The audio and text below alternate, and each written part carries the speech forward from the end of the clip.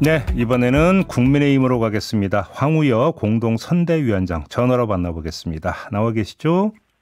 네. 네, 안녕하세요. 네. 네, 김문수 후보의 마지막 유세 장소가 서울시청 앞이었습니다. 어떤 의미가 있는 걸까요? 근데 서울이 아무래도 중심이니까요. 네. 모든 이제 지방 뭐라 그럴까 지방 여러 가지 유세를 마치고 마지막은 서울서 하는 것이 이제 집중도 좋고 또 널리 퍼질 수 있으니까요. 네. 그래요. 지금 국민의힘에서는 그 이른바 이재명 후보 독재 프레임을 강하게 이제 그 공략을 했는데 이게 뭐 어느 정도 효과가 있었다고 자평하십니까?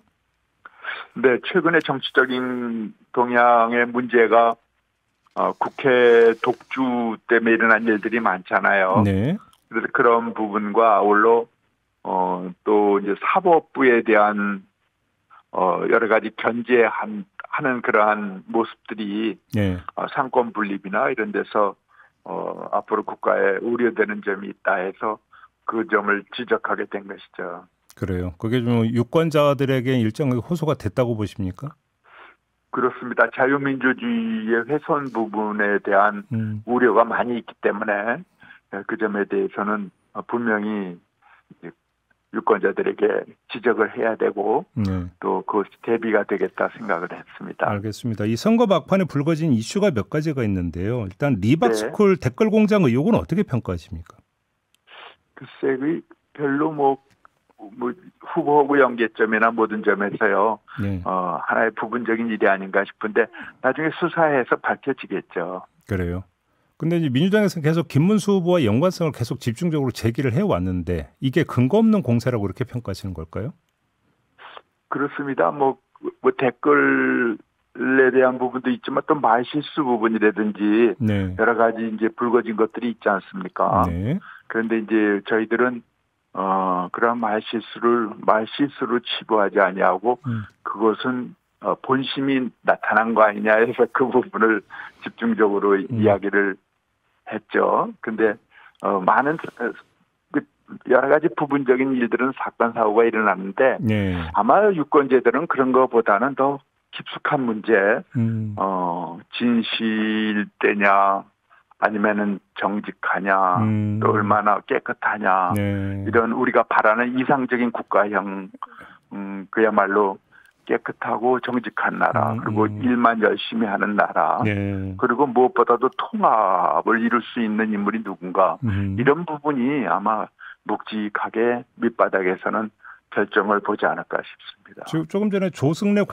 민주당의 공보단장도 통합을 상당히 강조하던데 지금 위원장님도 통합을 강조하셨습니다. 그걸 이룰 수 있는 방법이 뭐라고 보세요? 그거는 이제 그동안의 말이나 이런 것으로는 판단하기가 어렵죠. 다들 그렇게 얘기하니까요. 근데 이제 그 사람들이 후보들이 살아온 삶을 보면은 어떻게 양쪽을 다 지금 우리나라의 가장 큰 문제인데 자기 생애를 걸쳐서 양쪽을 다 아우르고 그렇게 해올 수 있는가 하는 점을 아마 국민들이 판단하지 않을까 싶습니다. 이제 그게 이제 그런 점에서 김문수 후보가 강점이 있다 이런 취지인가 말씀이실까요? 네, 지금은 투표 동료만 오고 누구를 선전하기가 어렵고 또 이제 법에 안 되기 때문에 그 점은 저희가 유념해서 대화를 해야 되지 않겠습니까? 알겠습니다. 그 막판 이슈 관련해서 하나 더 질문드릴 게 있는데요. 짐 로저스 회장의 이재명 후보 지지 선언 진실 공방이 좀 벌어졌는데 이건 어떻게 지켜보셨습니까?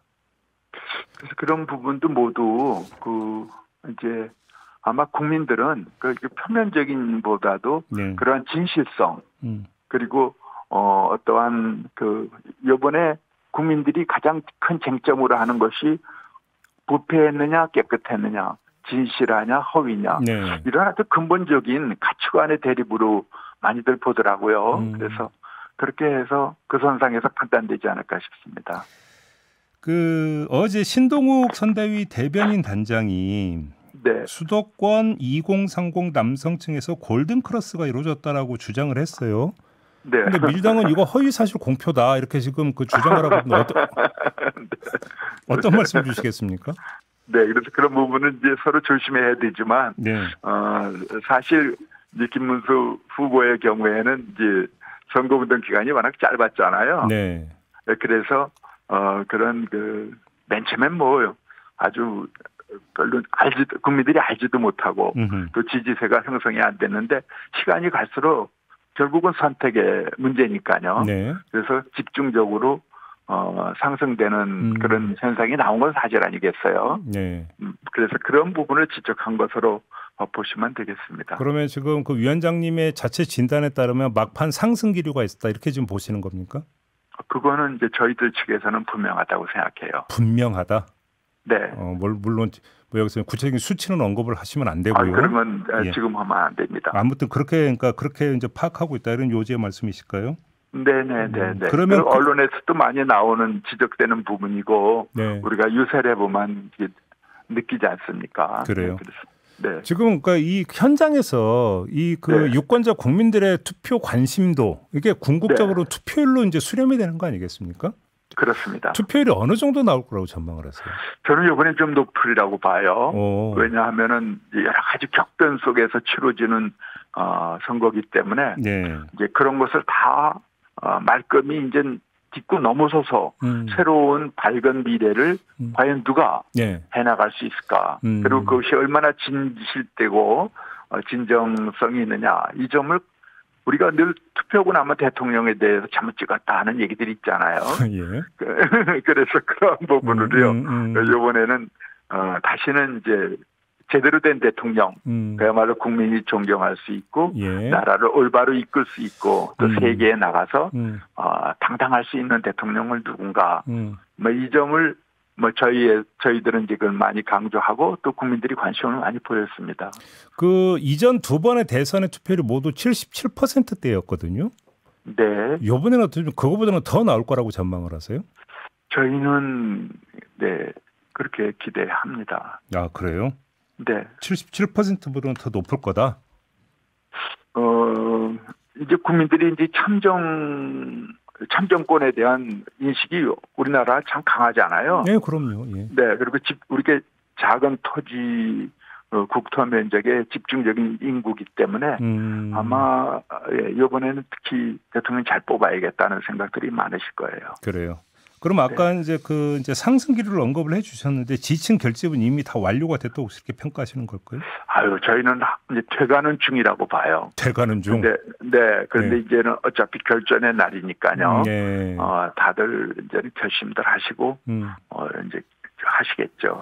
근데 이제 막판에 그제 좀 당 안팎에서 논란이 됐던 게 이른바 탄핵소추 반대 당론 폐지 여부가 좀 논란이 됐었잖아요. 이 점은 어떻게 평가를 하세요? 네.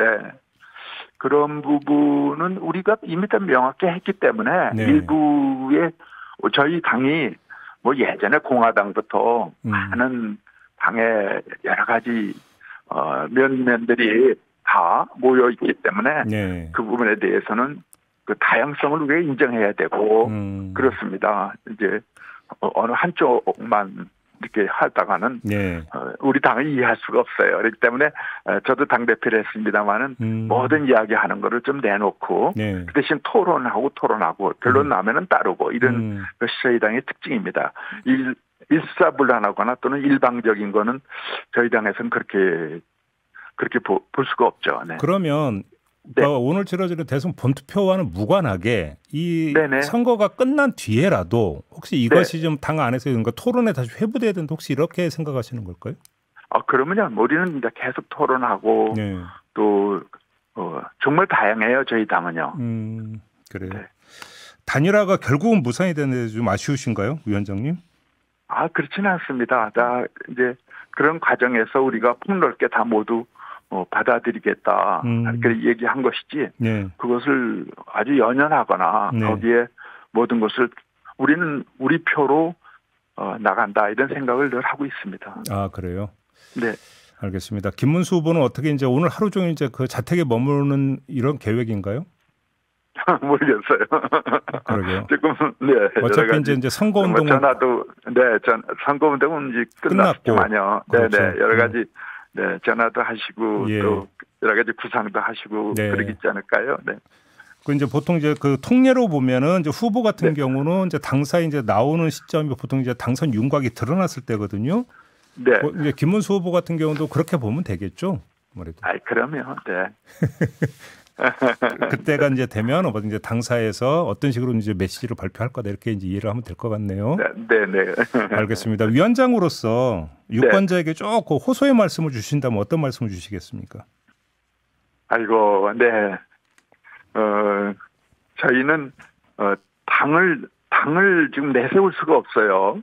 예. 그렇지만 국민들은 그 사람 됨됨을 보실 것 같아요. 그래서 이번에는 당 대 당이 아니라 후보자 대 후보자의 그러한 양상의 선거로 보입니다. 네. 그래서 저희가 늘 얘기했듯이 진실되고 정직하고 또 일만 열심히 하고 그리고 근본적으로 통합을 할 수 있는 후보다. 이래서 저희가 내세웠기 때문에 여러 가지 점을 봐서 잘 국민들이 판단해 주시고 그야말로 대한민국을 이끌어갈 수 있는 대통령으로 아마 잘 선택하시리라고 보고 선택이 되고 나면은요 저희들은 모두 단합이 돼서 대통령이 중심이 돼서 이제 하나의 대한민국을 만들어 나가야겠죠. 당을 내세울 수 없는 형편이라는 건 어떤 취지의 말씀이세요?